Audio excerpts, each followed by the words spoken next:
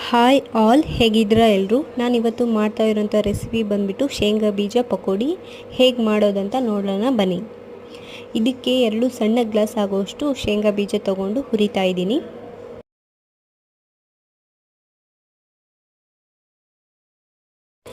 Next ಇದು ಹುರಿದಾಗಿದೆ.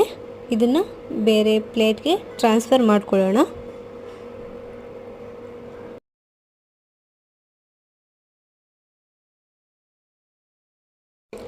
ಇದು ತಣ್ಣಗಾಗೋಷ್ಟರೊಳಗೆ ನಾವು ಅದೇ ಪಾತ್ರೆಯಲ್ಲಿ ಎಣ್ಣೆ ಬಿಸಿ ಮಾಡ್ಕೋಬೇಕು.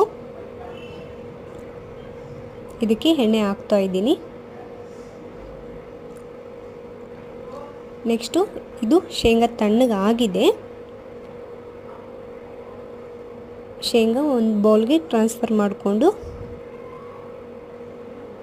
ಇದಕ್ಕೆ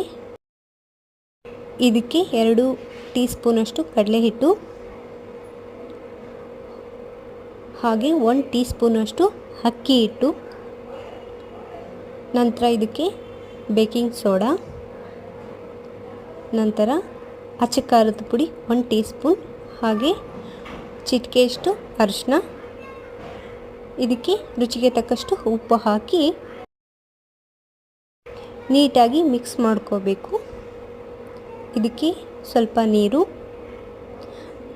ಪೂರ್ತಿ ಲೂಸಾಗೂ ಇರಬಾರ್ದು, ಹಾಗಂತ ಪೂರ್ತಿ ಗಟ್ಟಿಯಾಗೂ ಇರಬಾರ್ದು, ಮೀಡಿಯಮ್.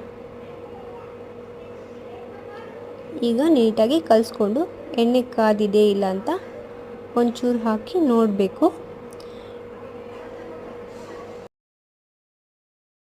ಇದು ಎಣ್ಣೆ ಕಾದಿದೆ. ಈಗ ಎಲ್ಲನೂ ಒಂದೊಂದಾಗಿ ಹಾಕ್ಕೋಬೇಕು. ಇದು ತುಂಬ ಕಷ್ಟ ಆಗುತ್ತೆ ಹಾಕೋದಕ್ಕೆ, ಆದರೂ ನೀಟಾಗಿ ಒಂದೊಂದೇ ಬಿಟ್ಕೋಬೇಕು. ಇದಕ್ಕೇ ಉದ್ದುದ್ದಾಗಿ ಹಚ್ಕೊಂಡಿರೋಂಥ ಹಸೆ ಮೆಣಸಿನ್ಕಾಯಿನ ಹಾಕ್ಕೋಬೇಕು.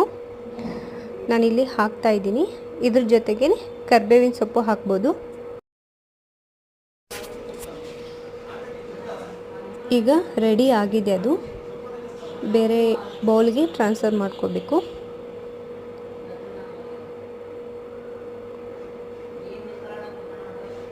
ಇದಕ್ಕೆ ಇನ್ನೊಂದು ಹೆಸರಿದೆ, ಗಾಂಧೀಜಿ ಬೋಂಡ ಅಂತ ಹೇಳ್ಬಿಟ್ಟು. ನೋಡಿ, ರೆಡಿ ಆಗಿದೆ. ತುಂಬ